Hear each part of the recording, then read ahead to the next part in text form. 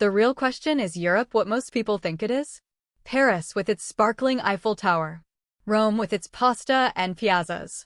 Germany with its beer gardens. It's a continent wrapped in history, elegance, and sophistication. The kind of place that feels like one giant live-action travel ad. Or is that just the version Europe wants you to see? Because behind all the glossy postcards and Instagram reels, there's another side of the story. And it's a side nobody really talks about: racism. Now, I know what you're thinking. Wait, isn't Europe supposed to be more progressive than America? More tolerant? More woke? That's the reputation, right? The idea that once you step off the plane, you've entered some kind of open-minded paradise where everyone's holding hands singing Coldplay. But let's not kid ourselves. Racism doesn't magically disappear when you cross the Atlantic. It doesn't check your passport at border control and say, "Sorry, you can't come in here." History doesn't work like that. Imagine this. You finally make that dream trip to Europe. You're standing in front of the Colosseum, feeling like Russell Crowe in Gladiator. You duck into a shop to buy a little souvenir, and suddenly, the shopkeeper won't stop following you. Or you're in Paris, enjoying a perfect croissant, and someone leans over and asks, "But where are you really from?" And just like that, the fantasy cracks. See, the reality is this. Europe is beautiful, no doubt about it. But beneath the postcard version lies something more complicated. Because while tourists often get a free pass, residents, immigrants, students, even second-generation locals run into a very different experience. Job discrimination. Housing rejections. Police stops that don't need subtitles. And yet, nobody talks about it. Europe has mastered the art of image. It sells itself as the tolerant alternative, the polished opposite of America's messy reputation. But sometimes, that tolerance is just the dirty laundry shoved under the bed before company arrives. Out of sight, out of mind. So here's the truth. Europe isn't a racist dystopia, but it isn't a racism-free paradise either. And until we start talking about it honestly, we'll keep falling for the travel brochure version instead of facing the real one. Stick around, because we're peeling back the layers. And what you're about to hear might just change the way you see Europe forever. Before we get into this, make sure to hit that subscribe button so you don't miss the real side of travel nobody talks about. See, Europe has this reputation. Oh, they're so much more open-minded than America. Really? That's the myth, the postcard version.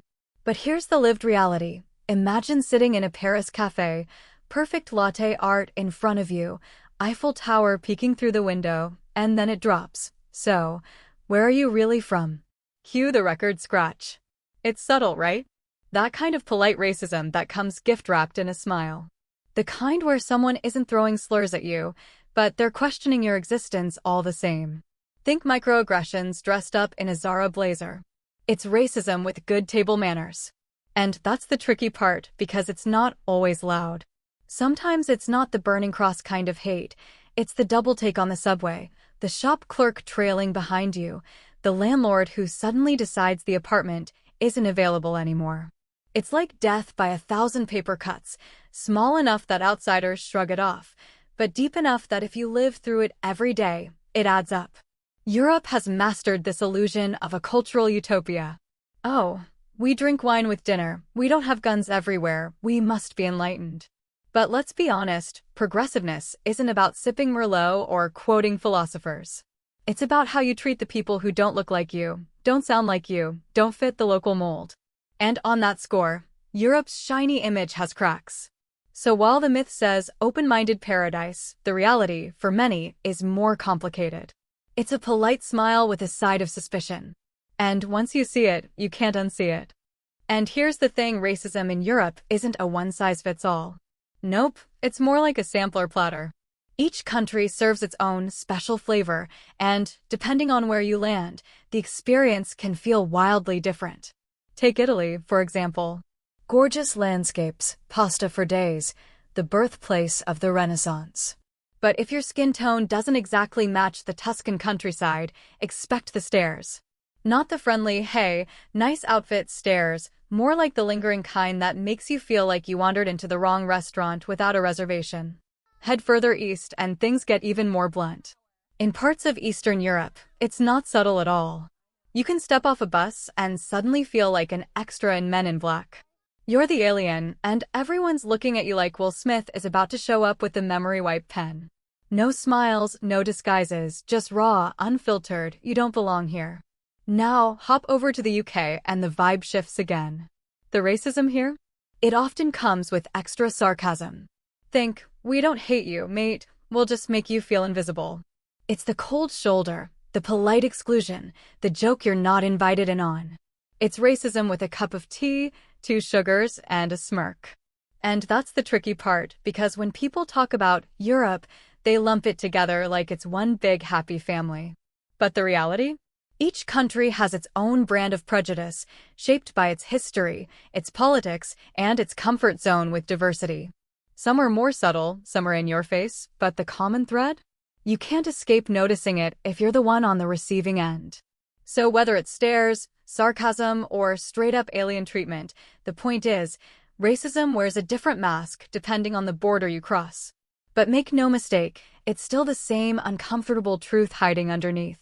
Pause for a second. Have you ever had an experience like this while traveling? Drop it in the comments. I want to know if it's just me.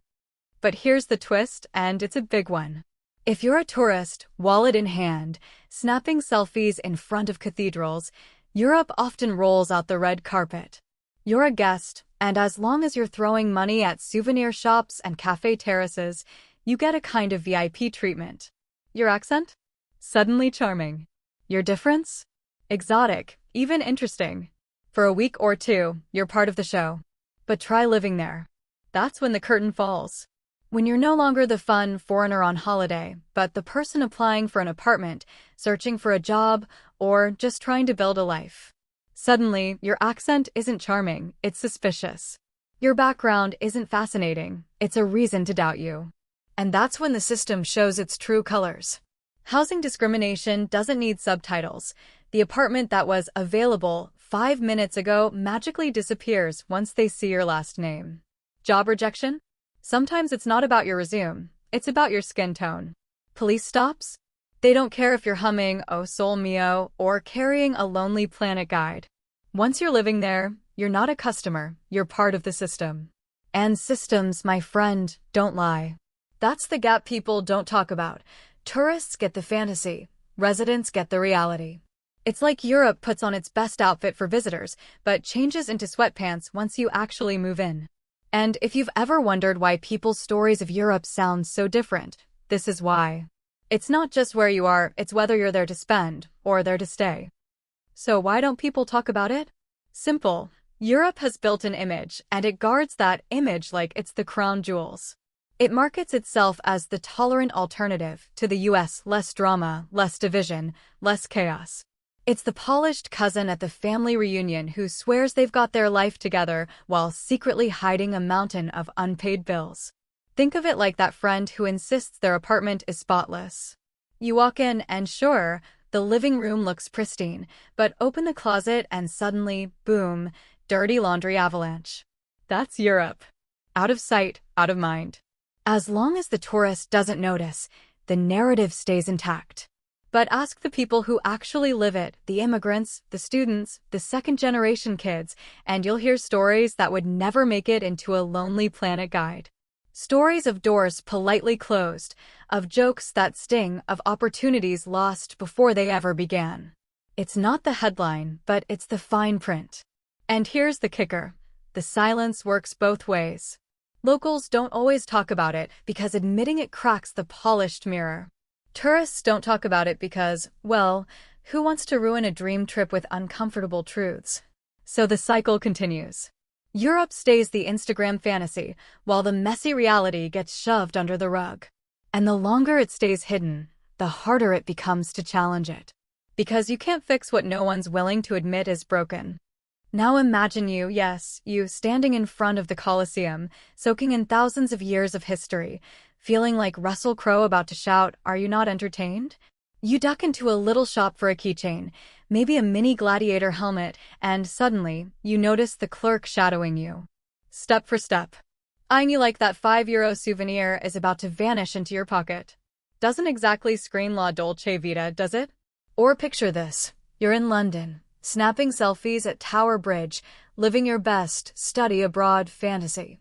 But when you speak, the accent gives you away. Instead of curiosity, you get condescension, like you're automatically less educated, less proper, less British. Suddenly, that double-decker bus feels a little less charming. And here's the real gut punch. These moments don't come with flashing warning signs. They slip in quietly, almost politely, but they stick. They linger. Because when it happens to you, it's no longer just a story you heard, it's a bruise on your memory. A reminder that the postcard version of Europe left a few details out of the frame. So when we talk about racism in Europe, it's not just theory. It's not abstract. It's lived moments like these, moments that can flip a dream trip or an entire life abroad into something much heavier than you bargained for. And once you've felt it, trust me, it's impossible to unfeel it. To be fair, it's not all doom and gloom. There are places in Europe with vibrant multicultural communities and people actively fighting against discrimination. Younger generations especially are pushing back hard. But pretending racism doesn't exist? That helps nobody. So here's the truth. Europe isn't just cobblestone streets, wine by the river, or fairy tale castles. It's beautiful, it's exciting, and yes, it's complicated. And if we really want it to live up to the paradise it's painted as, we've got to stop pretending the uncomfortable stuff doesn't exist. Sweeping it under the rug only makes the bump bigger. If this is hitting home, wait until you see what I found in Switzerland. Trust me, you won't see these places in a guidebook. Now, I'm curious, what about you? Have you ever had an experience that opened your eyes to a different side of Europe? Maybe you saw it happen to someone else, maybe you lived it yourself, or maybe you were surprised by how different reality felt compared to the travel brochures.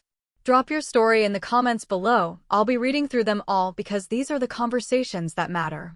And listen, if you're brave enough to talk about the things nobody talks about, smash that like button. Not for me, but because more people need to hear this. The more we speak up, the harder it becomes to ignore. And hey, if this got you thinking and you want to see the Europe that doesn't make the headlines, the Europe of secret valleys, forgotten villages, and hidden beauty, check out my other video, 10 Hidden Gems in Switzerland You Must Visit. Because trust me, Europe has secrets, some not so good, but plenty worth discovering.